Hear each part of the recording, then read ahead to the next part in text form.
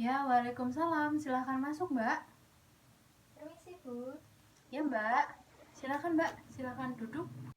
Sebelum kita memulai konseling pada hari ini, kita perkenalan terlebih dahulu ya, Mbak. Perkenalkan, nama Ibu Eni Widastuti. Mbak bisa panggil saya dengan Ibu Eni. Dan ini dengan Mbak siapa ya? Saya Lala Rustiana, Bu. Iya, baik Mbak Lala.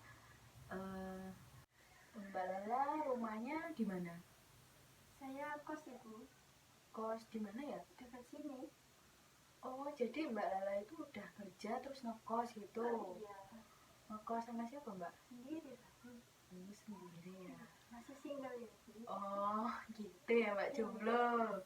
Bukan jomblo, Bu. Single. Oh, single. Itu beda, Bu. Oh, beda ya? Iya. Jadi Mbak Lala itu tinggal di sini, ngekos sendiri, kerja di sini ya, di sekitaran Solo ya. Sebelumnya Mbak Lala sudah pernah melakukan konselnya atau belum? Belum, Bu. Baru pertama kali ya? Iya.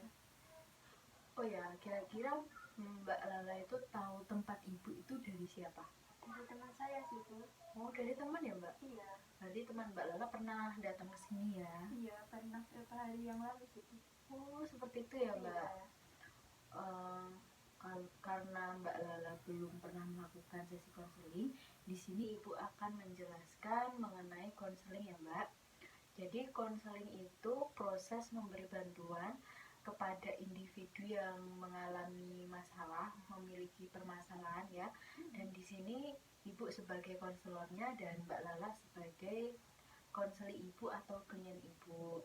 Nah, tujuan dari konseling itu sendiri untuk menyelesaikan permasalahan yang dialami oleh Mbak Lala ya. Iya. Apakah dari yang Ibu katakan ini Mbak Lala sudah paham? Sudah, Bu. Nah, dalam konseling itu juga ada kontrak waktunya ya, Mbak. Sebelumnya kita sepakati dulu untuk kontrak waktunya 20-30 menit. Apakah Mbak Lala setuju? Iya, Bu, setuju.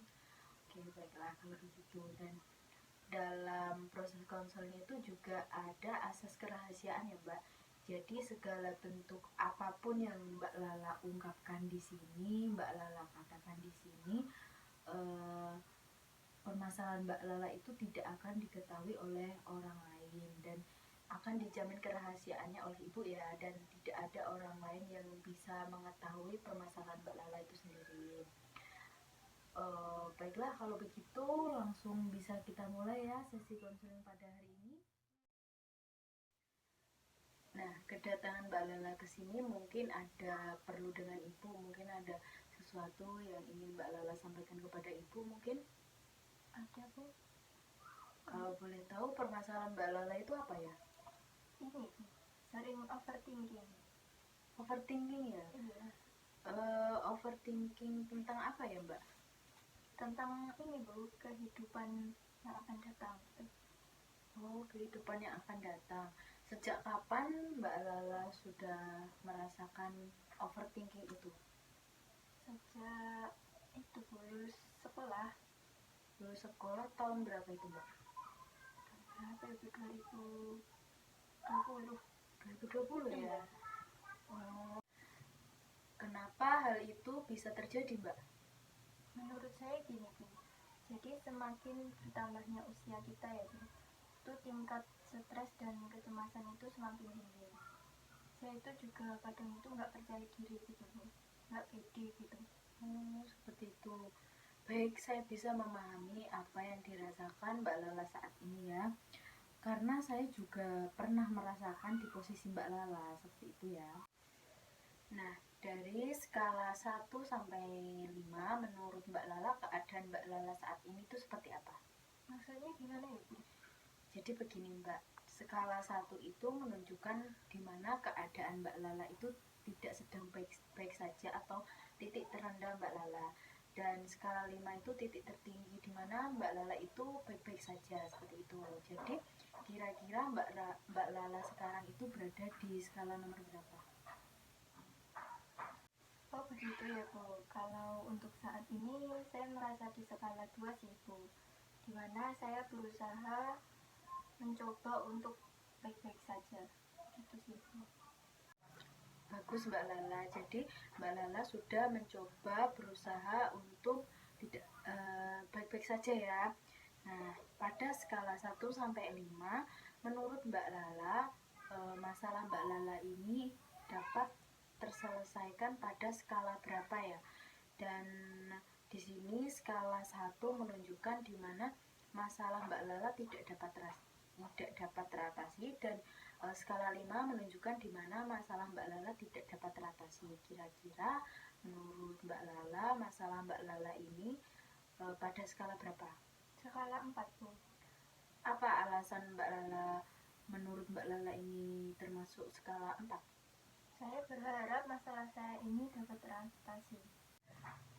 Bagus Mbak Lala. Jadi Mbak Lala yakin jika konseling pada hari ini bisa membantu teratasinya permasalahan Mbak Lala ya. Iya, Bu. Kalau begitu, misalnya nih di sini Ibu adalah seorang peri yang bisa mengabulkan segala bentuk permintaan atau harapan. Kira-kira Mbak Lala ingin meminta apa? Mungkin ini, Bu, menjadikan kehidupan saya menjadi lebih berwarna, lebih indah gitu ya, Bu. Jadi sesuai sama ekspektasi saya saat ini. Wah, kalau seperti itu pasti semua orang juga mau Mbak, termasuk Ibu. Bagus sekali pemikiran dan harapannya Mbak Lala ya. Lalu langkah apa yang sudah Mbak Lala lakukan? Saya belum tahu sih, Bu. Tapi saya sudah mencoba sih, Bu, kayak ini tidur lebih awal, di bawah jam 10 gitu loh, Bu. Terus ngumpul bareng teman-teman gitu, Bu. Lalu apakah langkah tersebut bisa berhasil Mbak? Mungkin 1-2 hari berhasil sih, Bu. Tapi setelah itu nanti saya kembali lagi. Jadi kembali overthinking gitu, Bu. Jadi meskipun ngumpul bareng teman gitu, kadang ya kitanya di situ, tapi pikirannya kita tetap kemana-mana gitu sih. Ya. Ibu paham apa yang dirasakan Mbak Lala saat ini ya. Saat ini apakah Mbak Lala sudah memikirkan langkah yang selanjutnya Mbak Lala ambil untuk menyelesaikan permasalahan Mbak Lala? Belum tahu, Bu. Mungkin ya menurut Ibu, ini saran aja ya. Ya. Mungkin Mbak Lala bisa melakukan seperti mengisi kegiatan di sela-sela waktu luang, kan Mbak Lala kerja ya. Mungkin kan hari Sabtu mungkin setengah hari ya, terus Minggu juga libur. Mbak Lala bisa mengisi waktu libur tersebut seperti kegiatan mendaki gunung atau traveling kemana gitu Mbak. Jadi kayak healing-healing gitu ya, Bu. Iya Mbak, itu kalau kata anak-anak zaman sekarang ya seperti itu, healing gitu ya. Atau mungkin saya tuh kurang piknik ya, Bu. Jadi pikiran saya tuh kayak kurang fresh gitu. Nah, itu juga bisa jadi Mbak. Coba Mbak Lala lakukan apa yang Ibu sarankan tadi ya. Nah, itu bisa jadi Mbak. Coba Mbak Lala melakukannya ya.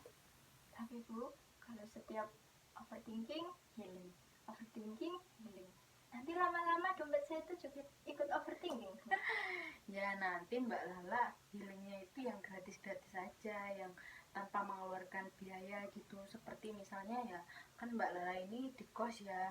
Misalnya di sekitar Mbak Lala itu pemudanya itu ada kegiatan. Misalnya kalau sore sering kayak badminton, volley, coba Mbak Lala ngikut gitu ya. Kalau enggak, misalnya nih kalau Mbak Lala itu jarang keluar dari kos, mungkin sering di kos ya, itu Mbak Lala kayak streaming cara yoga itu loh, latihan yoga atau mungkin senam seperti itu kan bisa.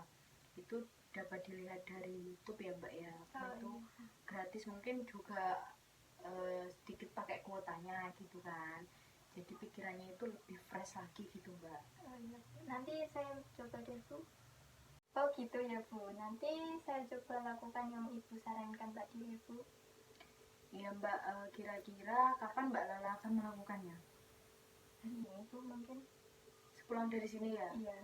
Ya lebih cepat lebih baik ya Mbak Lala. Oh ya, untuk overthinking itu lebih baik Mbak Lala itu pikirannya lebih sedikit terbuka, terus sering-sering sharing sama teman. Mbak Lala punya teman kan? Ada sih, Bu, sedikit. Iya kan, karena kalau orang udah dewasa itu circle atau lingkup pertemanannya itu pasti sedikit gitu ya. Ya nggak apa-apa sedikit, yang penting temannya itu saling ngertiin. Jadi Mbak Lala itu bisa leluasa lagi untuk bercerita, sharing-sharing, kan agak lega gitu ya. Jadi nggak sering-sering overthinking, beban pikirannya itu lebih berkurang lagi ya. Oh iya ya Bu. Iya Mbak, seperti itu ya.